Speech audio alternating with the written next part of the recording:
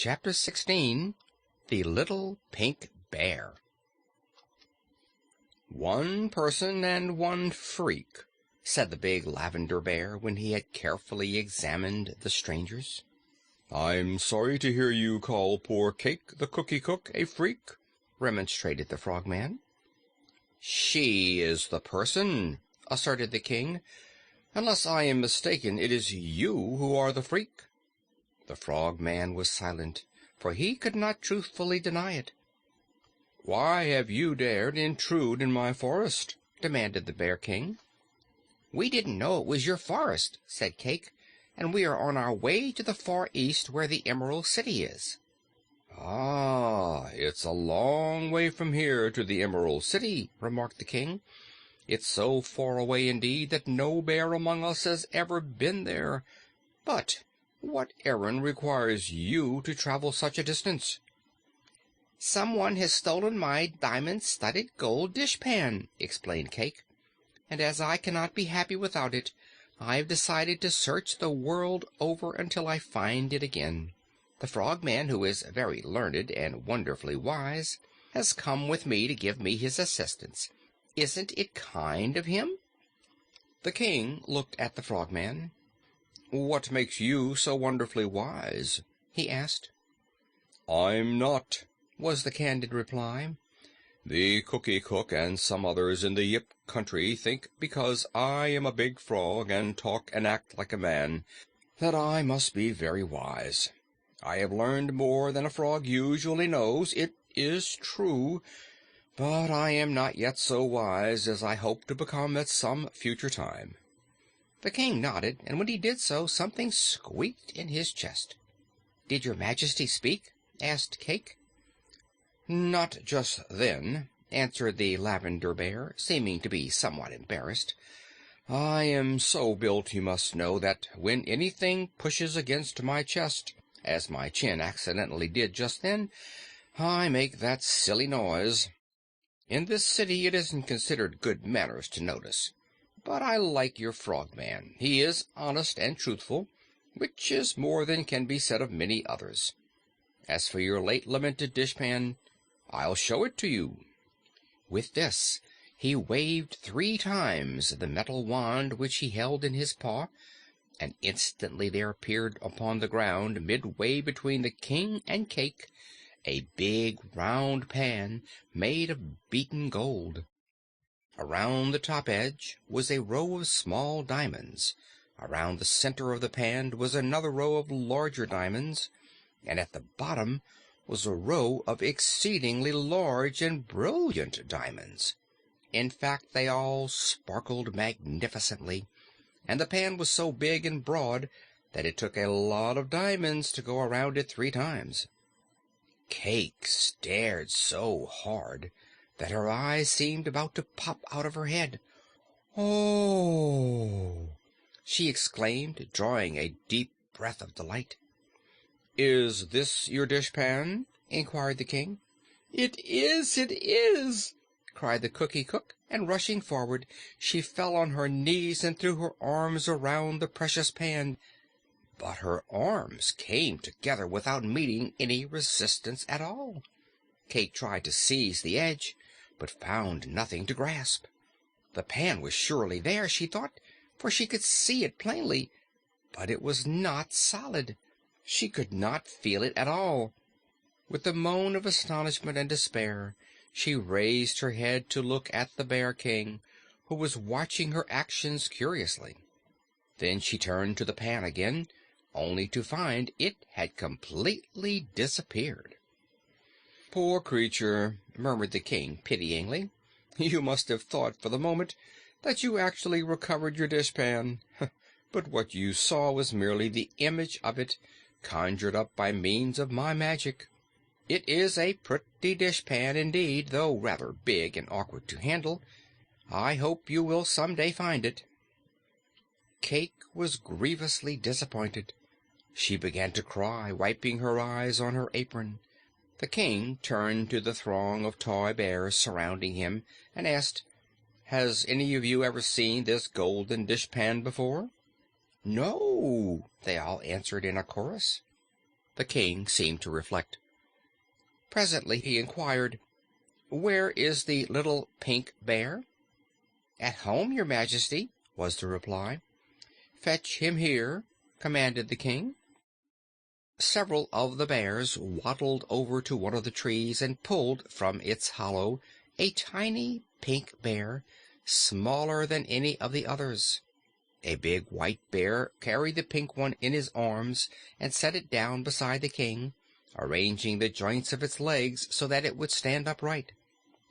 The pink bear seemed lifeless until the king turned a crank which protruded from its side, when the little creature turned its head stiffly from side to side and said in a small, shrill voice, "Hurrah for the King of Bear Center!"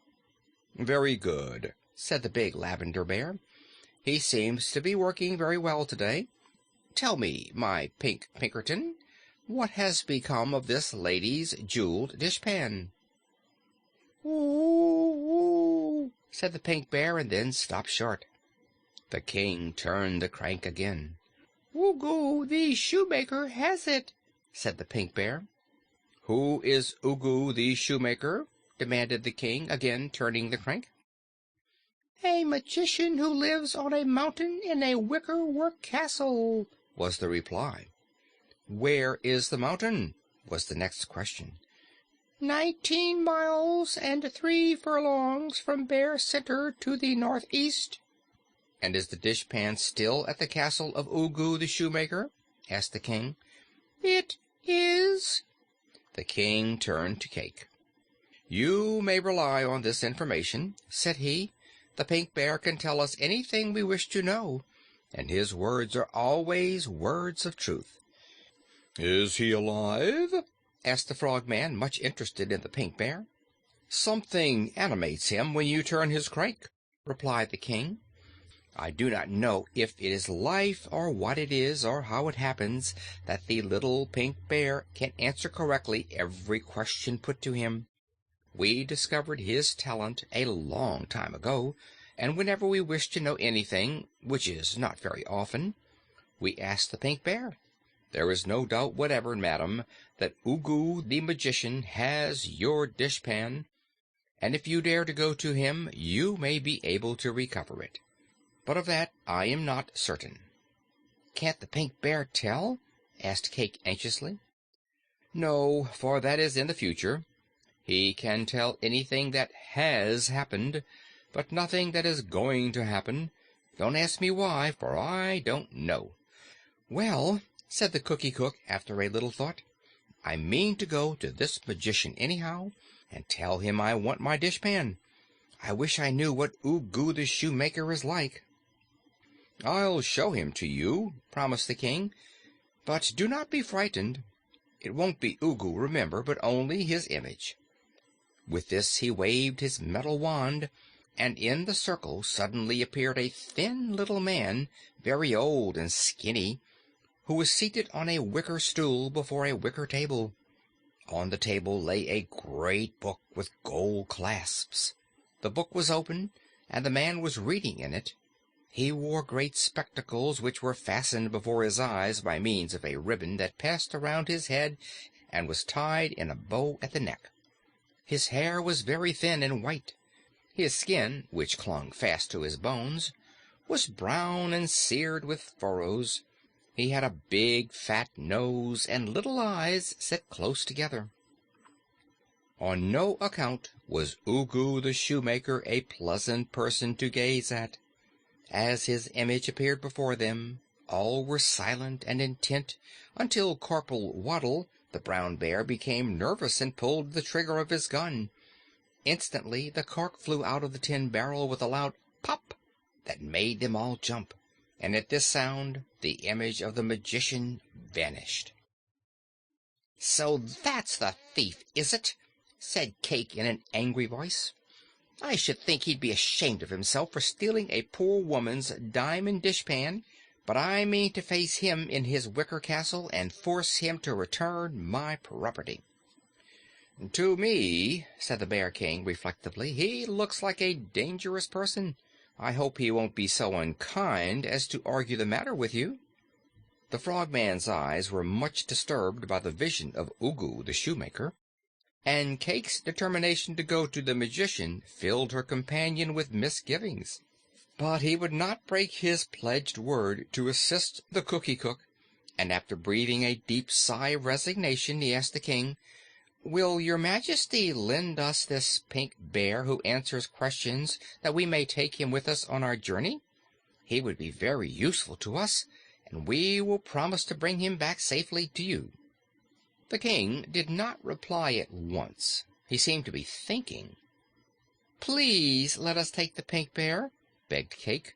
"I am sure he would be a great help to us." "The pink bear," said the king, "is the best bit of magic I possess, and there is not another like him in the world. I do not care to let him out of my sight, nor do I wish to disappoint you, so I believe I will make the journey in your company and carry my pink bear with me. He can walk when you wind the other side of him, but so slowly and awkwardly that he would delay you. But if I go along, I can carry him in my arms, so I will join your party. Whenever you are ready to start, let me know." "But, your majesty," exclaimed Corporal Waddle in protest, "I hope you do not intend to let these prisoners escape without punishment." "Of what crime do you accuse them?" inquired the king. "Why, they trespassed on your domain, for one thing," said the brown bear. "We didn't know it was private property, your majesty," said the Cookie Cook. "And they asked if any of us had stolen the dishpan," continued Corporal Waddle indignantly. "That is the same thing as calling us thieves and robbers and bandits and brigands, is it not?" "Every person has the right to ask questions," said the Frogman. "But the corporal is quite correct," declared the Lavender Bear. "I condemn you both to death, the execution to take place 10 years from this hour." "But we belong to the Land of Oz, where no one ever dies," Cake reminded him. "Very true," said the king. "I condemn you to death merely as a matter of form. It sounds quite terrible, and in 10 years we shall have forgotten all about it. Are you ready to start for the wicker castle of Ugu the Shoemaker?" "Quite ready, your majesty." "But who will rule in your place while you are gone?" asked a big yellow bear. "I myself will rule while I am gone," was the reply. "A king isn't required to stay at home forever, and if he takes a notion to travel, whose business is it but his own? All I ask is that you bears behave yourselves while I am away. If any of you is naughty, I'll send him to some girl or boy in America to play with." This dreadful threat made all the toy bears look solemn. They assured the king, in a chorus of growls, that they would be good. Then the big Lavender Bear picked up the little Pink Bear, and after tucking it carefully under one arm, he said, "Goodbye till I come back," and waddled along the path that led through the forest. The Frogman and Cake the Cookie Cook also said goodbye to the bears, and then followed after the king, much to the regret of the little brown bear, who pulled the trigger of his gun and popped the cork as a parting salute. End of chapter 16.